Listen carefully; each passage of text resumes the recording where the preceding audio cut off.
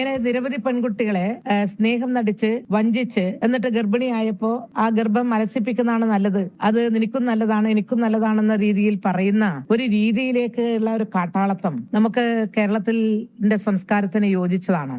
രാഹുലിനെ കൊണ്ട് രാജിവെപ്പിക്കുക എന്നുള്ളതാണ് ഗണനീയമായിട്ടുള്ളത്. പാലക്കാടുള്ള ശശി ഞങ്ങളുടെ ജില്ലാ സെക്രട്ടേറിയറ്റ് അംഗമായിരുന്നു. അയാളെ വെറുതെ വിട്ടോ പാർട്ടി? ഇല്ല.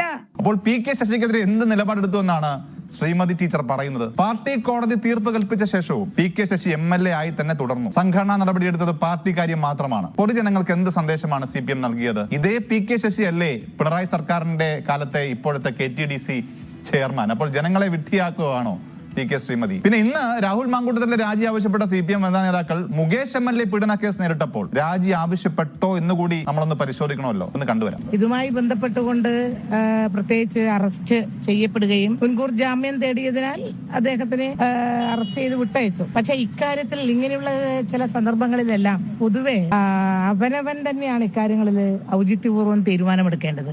ആരെ കുറിച്ചെങ്കിലും ഒരു ആരോപണം കേട്ട ഉടനെ തന്നെ നിങ്ങൾ രാജിവെക്കണം എന്ന് പറയാൻ സർക്കാരിന് പറ്റില്ല. അതിൽ നിയമപരമായ വശമുണ്ട്.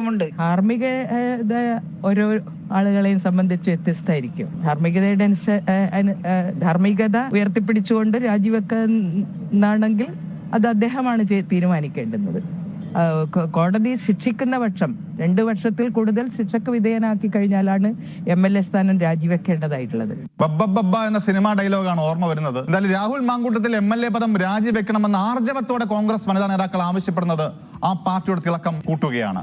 ഒരു MLA നഷ്ടപ്പെട്ടാലും ഇനി ആ സീറ്റ് പോയാലും കുഴപ്പമില്ല, ഇരകൾക്ക് നീതി വേണമെന്ന തിരിച്ചറിവ് ഇത്തവണയെങ്കിലും കോൺഗ്രസിലെ വനിതാ നേതാക്കൾ കൈക്കൊണ്ടത് പുതിയ തുടക്കമാണ്. തിരുത്തൽ രാഷ്ട്രീയമാണ്. ആ പ്രസ്താവനകൾ കയ്യടി അർഹിക്കുന്നുണ്ട്.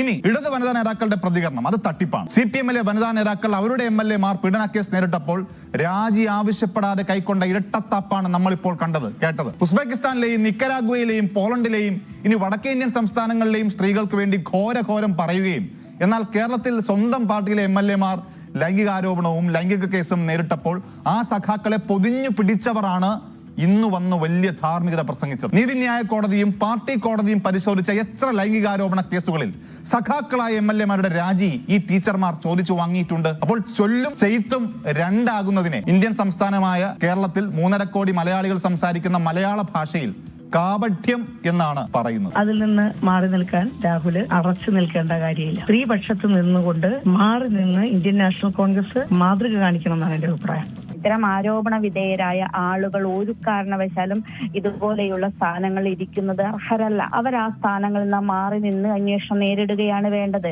എന്റെ അഭിപ്രായം തീർച്ചയായിട്ടും രാജിവെക്കണം. ഒരു നിമിഷം മുമ്പ് തന്നെ രാജിവെക്കണം എന്നുള്ളത് തന്നെയാണ്.